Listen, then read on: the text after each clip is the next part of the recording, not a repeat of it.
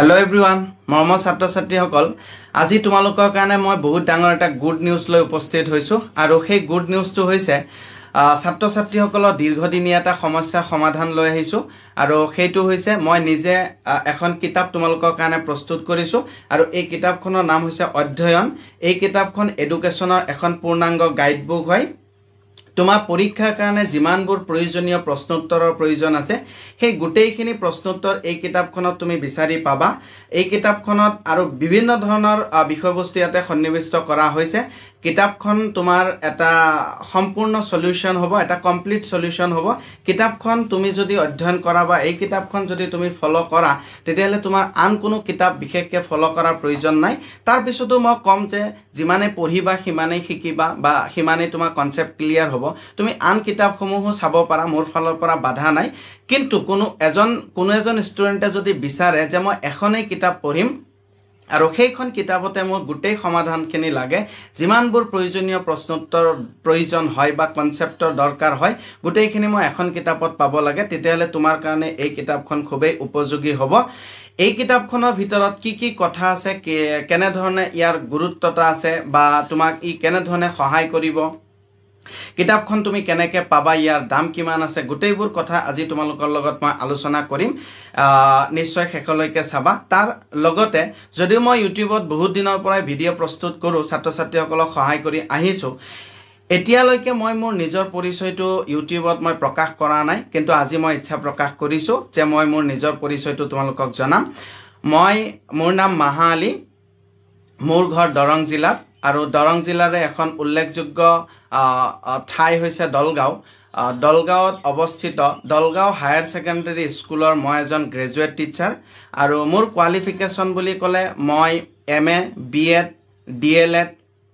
UGC net, any slate যিটো Assam slate বুলিও কয়, তাৰ লগতে CTET, Assam TET, HS TET qualified. আৰু মই যোৱা প্ৰায় 8 বছৰৰ পৰা HS ফাৰ্ষ্ট ইয়াৰ আৰু ছেকেণ্ড ইয়াৰৰ ছাত্ৰ ছাত্ৰীসকলক শিক্ষাদান দি আহিছোঁ, তেওঁলোকক পাৰ্চনেলি গাইড কৰি আহিছোঁ। আৰু মোৰ যোৱা 8 বছৰৰ যিখিনি অভিজ্ঞতা, সেই অভিজ্ঞতাকে মই আধাৰ হিচাপে লৈ তোমালোকৰ কাৰণে মই কিতাপখন প্ৰস্তুত কৰিছোঁ। আৰু এই কিতাপখনৰ কেইটামান মূল বিশেষত্ব মই ক'বলৈ চেষ্টা কৰিম। প্ৰথম কথা হৈছে কিতাপখনত যিখিনি প্ৰশ্নোত্তৰ সন্নিৱিষ্ট কৰা হৈছে এইখিনি সাফিচিয়েণ্ট আৰু এইখিনিৰ পৰাই 100% কমন প্ৰশ্ন পৰীক্ষাত আহিব। মই এই কথাটো কিয় ক'বলৈ সাহস পাইছোঁ বা কিয় ক'বলৈ পাৰিছোঁ,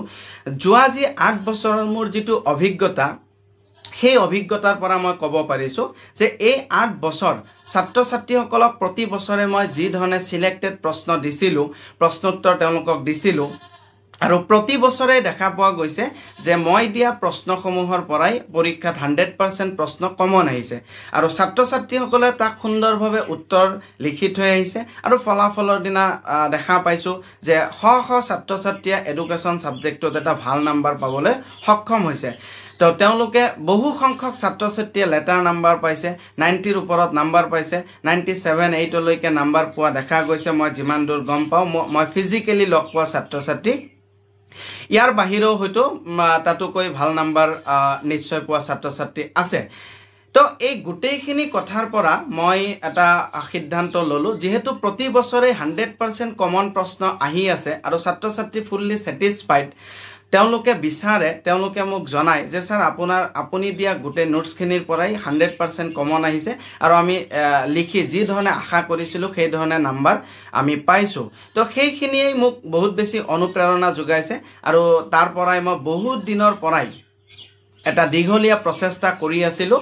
আৰু শেষত এই কিতাপখন প্ৰকাশ পাইছে, তোমালোকৰ কাৰণে মই উলিয়াই দিছোঁ। এয়া আমাৰ লোকেলৰ ছাত্ৰ ছাত্ৰীসকলে ইতিমধ্যে যথেষ্ট সংখ্যক ছাত্ৰ ছাত্ৰীয়ে ইয়াক ক্ৰয় কৰিছে, আগ্ৰহৰ সৈতে ক্ৰয় কৰি আছে আৰু তেওঁলোকে পঢ়ি আছে। বহু সংখ্যক ছাত্ৰ ছাত্ৰীয়ে ইতিমধ্যে এই কিতাপখনৰ ফিডবেক বা ৰিভিউ দিছে, তেওঁলোকে যথেষ্ট ভাল পাইছে। আৰু তাৰ কাৰণে মই আকৌ এটা সিদ্ধান্ত ল'লোঁ যে এই কিতাপখন মাত্ৰ আমাৰ লোকেল বা এখন দুখন জিলাৰ ভিতৰতে সীমাবদ্ধ হৈ নাথাকক, গোটেই অসমৰ ছাত্ৰ ছাত্ৰীক যাতে মই সহায় কৰিব পাৰোঁ, তাৰ কাৰণে কিতাপখন অনলাইনতো উপলব্ধ কৰিবৰ কাৰণে মই চেষ্টা কৰি আছোঁ আৰু এই সম্পৰ্কে আজিৰ ভিডিঅ'টো প্ৰস্তুত কৰি আছোঁ চোৱা মৰমৰ ছাত্ৰ ছাত্ৰীসকল মই এইমাত্ৰ ক'লোঁ যে কিতাপখনৰ পৰা তুমি 100% প্ৰশ্ন তুমি পাবা পৰীক্ষাত দেখিবলৈ পাবা যিটো কমন তুমি দেখিবলৈ পাবা তো এই কথাটো এতিয়া মই ইউটিউবৰ যোগেদি মই এটা ভিডিঅ' আকাৰে প্ৰস্তুত কৰি ইউটিউবত মই এইটো কি কৰি আছোঁ মই ইয়াত জমা কৰিছোঁ ইয়াত সেভ কৰিলোঁ আপলোড কৰিলোঁ এই কথাটো ভৱিষ্যতলৈ থাকি যাব যদি মই এই কথাটো মিছাকৈ কওঁ বা মিছা বুলি প্ৰমাণিত হয় তেতিয়াহ'লে নিশ্চয় ছাত্ৰ ছাত্ৰীসকলে ৰিজাল্টত পৰীক্ষাৰ দিনাখন আহি ইয়াতে কমেণ্ট কৰিব যে ছাৰ আপুনি আমাক বিপদে পৰিচালিত কৰিছে আমাক আপুনি মিছা কথা কৈছে আপোনাৰ কিতাপখনৰ ওপৰত আমি বিশ্বাস ৰাখি পঢ়িলোঁ বেলেগ কিতাপ নাচালোঁ বা সিমান গুৰুত্ব নিদিলোঁ কিন্তু আমাৰ প্ৰশ্ন বহুতখিনি আপোনাৰ কিতাপৰ বাহিৰৰ পৰা আহিছে তো ইমানখিনি ধৃষ্টতা মোৰ নাই বা সেইখিনি ছাত্ৰ ছাত্ৰীসকলক মই এইখিনি পৰ্যায়ত বিপদে পৰিচালিত কৰিবলৈ মোৰ কোনো ইণ্টেনশ্যন নাই বা ইচ্ছা নাই এইখিনি মোৰ আত্মবিশ্বাস তাৰ পিছত পৰীক্ষাত কি প্ৰশ্ন আহিব নাহিব সেইটো পিছৰ কথা কিন্তু মোৰ যিখিনি বিগত এক্সপিৰিয়েন্স বা অভিজ্ঞতা তাৰ পৰা মই এটা নিজৰ ওপৰত বিশ্বাস ৰাখি ক'ব পাৰোঁ যে এই কিতাপখন ছাত্ৰ ছাত্ৰীৰ কাৰণে এটা সম্পূৰ্ণ গাইড হিচাপে কাম কৰিব ইয়াৰ বাহিৰত ছাত্ৰ ছাত্ৰীয়ে নাচালেও এই কিতাপখনে ছাত্ৰ ছাত্ৰীক 100 নম্বৰ দিবলৈ সক্ষম হ'ব তাৰ পিছত কোনে কেনেকৈ নাম্বাৰ পায় সেইটো বেলেগ কথা কিন্তু 100% প্ৰশ্নই পৰীক্ষাত দেখিবলৈ পোৱা যাব তাৰ লগতে মৰমৰ ছাত্ৰ ছাত্ৰীসকল এই কিতাপখনত কেনেকুৱাকৈ প্ৰশ্নোত্তৰবিলাক প্ৰস্তুত কৰা হৈছে প্ৰতিটো চেপ্টাৰত যিবোৰ টপিক থাকে কেইবাটাও টপিক থাকে তাৰে এটা টপিক লোৱা হৈছে সেই টপিকৰ ওপৰত যিমানবোৰ প্ৰশ্ন আহাৰ সম্ভাৱনা থাকে বা যিমানবোৰ প্ৰশ্ন হ'ব পাৰে গোটেইখিনি প্ৰশ্ন মই একেলগে প্ৰস্তুত কৰি দিছোঁ বজাৰৰ অন্যান্য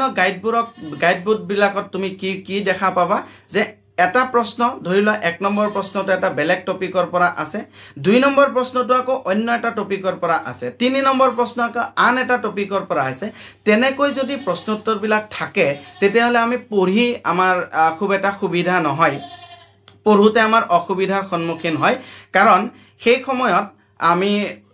আমাৰ ব্ৰেইনটোৱে কি কৰে এটা টপিকৰ ওপৰত ফোকাস কৰে লগে লগে সেকেন্ড কোৱেশ্চনলৈ যোৱাৰ লগে লগে কি হয় অন্য এটা টপিকলৈ ফোকাস কৰিব লাগে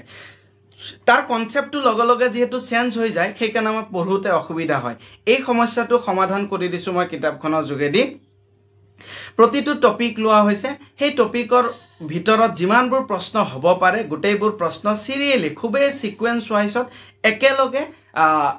তাতে অন্তৰ্ভুক্ত কৰা হৈছে তাতোকৈ ডাঙৰ কথা হৈছে ছাত্ৰ ছাত্ৰীসকল যে এই টপিকটো নিৰ্দিষ্ট এটা টপিকত যিমান প্ৰশ্ন হ'ব পাৰে গোটেইখিনি প্ৰশ্ন তাতে লিখিলোঁ তাৰ উপৰিও এই টপিকটোৰ পৰা যোৱা 12 বছৰত ফাইনেল পৰীক্ষাত কি প্ৰশ্ন আহিছে তাৰ প্ৰতিটো প্ৰশ্নৰ উত্তৰ এই টপিকটোৰ ভিতৰতে সন্নিবিষ্ট কৰি দিয়া হৈছে তোমাৰ টপিকৰ পৰা যিমান প্ৰশ্ন হ'ব পাৰে সেইখিনিও একেলগে পাবা আকৌ তুমি এই টপিকটোৰ ওপৰত যোৱা 12 বছৰত যিমান প্ৰশ্ন আহিছে তাৰ গোটেই উত্তৰবিলাক প্ৰশ্নৰ সৈতে উত্তৰবিলাক এই টপিকৰ আন্ডাৰতে একেলগে তুমি পাবা সেইখিনি আকৌ তুমি বেলেগ কিতাপ বা বেলেগ ঠাইত তুমি বিচাৰি ফুৰিব নালাগে আৰু এনেকৈ পঢ়িলে কি হয় তুমি যেতিয়া সিৰিয়ালি পঢ়িবা তেতিয়া তোমাৰ কনসেপ্টটো ভালকৈ ক্লিয়াৰ হ'ব কিতাপখন যদিও কোৱেশ্চন আনসাৰ আকাৰে দিয়া হৈছে কিন্তু এই কিতাপখন সম্পূৰ্ণ কনসেপচুৱেল কিতাপ এখন এটা কনসেপ্ট বেস বুলি আমি ক'ব পাৰো কিতাপখনক কাৰণ প্ৰতিটো আনসাৰতে খুব ধুনিয়াকৈ ভাঙি পাতি সহজ সৰল ভাষাৰ মাধ্যমত কি কৰা হৈছে কনসেপ্ট দিবলৈ চেষ্টা কৰা হৈছে এই কিতাপখন মাত্ৰ মুখস্থ কৰা টাইপৰ কিতাপ নহয় এটো এটা কনসেপচুৱেল কিতাপ এই ইয়াতে তুমি কি পাবা বিষয়বস্তুবোৰ নিজে যেনেকৈ বুজিব পৰা যায় তুমি ভাঙি পাতি সেই বিষয়খিনি তুমি কি কৰিব পাৰিবা আয়ত্ত কৰিব পাৰিবা বা বুজিব পাৰিবা তাৰ লগতে ইয়াতে পৰ্যাপ্ত পৰিমাণৰ বাস্তৱ উদাহৰণ দিয়া হৈছে প্ৰায় প্ৰতিটো উত্তৰতে বিষয়টো আৰু বহুত বেছি ভালকৈ ক্লিয়াৰ কৰিবৰ কাৰণে বেছি ভালকৈ বুজিবৰ কাৰণে সেই উত্তৰটোৰ লগতে কি কৰা আছে যত প্ৰয়োজন হয় যিমান পাৰো পৰ্যাপ্ত পৰিমাণে বাস্তৱ কিছু উদাহৰণ দিয়া হৈছে যাতে সেই বিষয়টো কৰবাত বুজি পাবলৈ অসুবিধা হলেও এক্সাম্পলটো চাই যাতে সেই কনসেপ্টটো আমাৰ ক্লিয়াৰ হয় তাৰ কাৰণে কিছুমান ইয়াতে তেনেকৈ ব্যৱস্থা লোৱা হৈছে তাৰ লগতে কিতাপখনৰ আৰু এটা মূল বিশেষত্ব হৈছে যে ইয়াতে প্ৰতিটো আনসাৰ তোমালোকে পইণ্ট হিচাপত পাবা যিটো প্ৰশ্ন যিমান মাৰ্কৰ হ'ব পাৰে এটা 4 নম্বৰীয়া প্ৰশ্নৰ কাৰণে 4টা টপিক 4টা পইণ্ট থাকিব আৰু প্ৰতিটো পইণ্টতে আকৌ এটা হেডিং দিয়া হৈছে এটা হেডিং দিছো এটা শব্দ বা দুটা শব্দৰ এটা হেডিং দিলো আৰু সেই হেডিংটো ডাঙৰকৈ আখৰেৰে লিখা আছে তাৰ আন্ডাৰত আকৌ যত যেনেকুৱা প্ৰয়োজন হয় এটা লাইন দুটা লাইন বা ডেৰটা লাইনৰ ভিতৰত সংক্ষিপ্ত ৰূপত সেই হেডিংটো সম্পৰ্কে বৰ্ণনা কৰা হৈছে তো তোমাৰ ভিতৰৰ কথাখিনি যদি কেতিয়াবা মনত নাথাকেও তুমি মাত্ৰ হেডিং এটা বা দুটা শব্দ তুমি মনত ৰাখিও তুমি ভিতৰৰ কথাখিনি নিজে বনাই লিখিব পাৰিবা তো তাৰ কাৰণে প্ৰত্যেকটো আনসাৰ তুমি পইণ্ট হিচাপত পাবা কিন্তু বজাৰৰ অন্য কোনো গাইড বুকত তুমি এনেকুৱা ধৰণৰ নাপাবা কাৰণ সেই গাইড বুক বিলাকত মই দেখিছো যে তাতে কি হয় বহুত বেছি মানে প্যাৰাগ্ৰাফ টাইপৰ আনসাৰ বিলাক থাকে লগতে পইণ্ট যদিও থাকে পইণ্ট বিলাকো বহুত বেছি দীঘল পইণ্ট হয় আৰু 4 নম্বৰৰ প্ৰশ্নোত্তৰ এটাৰ কাৰণেও 1.5 পেজ মান গোটেই 1 পেজ মান থাকে আমাৰ সেইখিনি মনত ৰখাত অসুবিধা হয় আৰু কিতাপৰ এটা কি থাকে এটা জটিল ভাষা তেওঁলোকে ব্যৱহাৰ কৰে তাৰ কাৰণে আমাৰ অসুবিধা হয় তো এই সমস্যাখিনিও তোমালোকে এই কিতাপখনৰ যোগেদি সমাধান কৰিব পাৰিবা তাৰ লগতে মৰমৰ ছাত্ৰ ছাত্ৰীসকল বহুত সময়ত দেখা যায় লগতে আৰু এটা কথা মই কৈ থৈছো যে কিতাপখনত তোমালোকে কিতাপৰ শেষৰ ফালে HS ফাইনাল এক্সামৰ প্যাটাৰ্ণত ফাইনাল পৰীক্ষাৰ আৰ্হিত 4খন মডেল কুৱেশ্যন পেপাৰ দিয়া হৈছে সেই 4খন মডেল কুৱেশ্যন পেপাৰৰ যোগেদি তোমালোকে নিজকে মূল্যায়ন কৰিব পাৰিবা প্ৰেক্টিছ কৰিব পাৰিবা আৰু নিজকে জুখি চাব পাৰিবা কাৰণ গোটেই কিতাপখন পঢ়াৰ পিছত তুমি এতিয়া নিজকে নিজে মূল্যায়ন কৰিব লাগে তুমি এটা পৰীক্ষা দি চাব লাগে যে 3 ঘণ্টাৰ ভিতৰত তুমি 100 নম্বৰৰ প্ৰশ্নোত্তৰ কৰি শেষ কৰিব পাৰা নে নাই বা পৰীক্ষা হলত তুমি কি ধৰণৰ সমস্যাৰ সন্মুখীন হোৱা সেই কাৰণে সম্পূৰ্ণ ফাইনাল প্যাটাৰ্ণত যত যেনেকুৱা ধৰণৰ প্ৰশ্ন ফাইনাল পৰীক্ষাত আহে ঠিক তেনেকুৱাকৈ 4খন মডেল কুৱেশ্যন পেপাৰ ইয়াতে প্ৰস্তুত কৰি দিয়া আছে তাৰ যোগেদি তোমালোকে নিজকে টেষ্ট কৰিও চাব পাৰা আৰু সেই কিটা কুৱেশ্যন পেপাৰৰ পৰাও হুবহু ভাবে ডাইৰেক্ট তোমাৰ পৰীক্ষাত কেইবাটাও প্ৰশ্ন তাৰ পৰা কমন দেখিবলৈ পাবা ইয়াৰ লগতে সোৱা বহু স্কুলত ছাত্ৰ ছাত্ৰীক কোৱা দেখিবলৈ পাও যে বহু স্কুলত কি হয় টিচাৰে বুজাই দিয়া সময়ত ছাত্ৰ ছাত্ৰীয়ে হয়তো বুজি পায় কম বুজি পাওক বেছি বুজি পাওক তেওঁলোকে বুজি পায় বুজি পোৱাৰ হয়তো কিছুদিন পিছত আকৌ সেই বস্তুখিনি বা সেই কথাখিনি হুবহু ভাবে আকৌ মনত পেলাব নোৱাৰে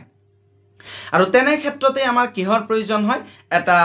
মানে সম্পূৰ্ণ এটা আমাৰ গাইড বুক বা নোটবুকৰ প্ৰয়োজন হয় তো নোটবুক যদি আমাৰ থাকে বা নোটস যদি আমাৰ থাকে বা গাইড বুক যদি থাকে তেতিয়া টিচাৰে বুজোৱা সেই কথাখিনি আমি যদি পাহৰি যাওঁ তেতিয়াহলে আকৌ সেই কিতাপখন চাই ললে পুনৰবাৰ আমাৰ মনত পৰিব এনে ধৰণৰ সমস্যাও তোমাৰ এই কিতাপখনে তোমাক কি কৰিব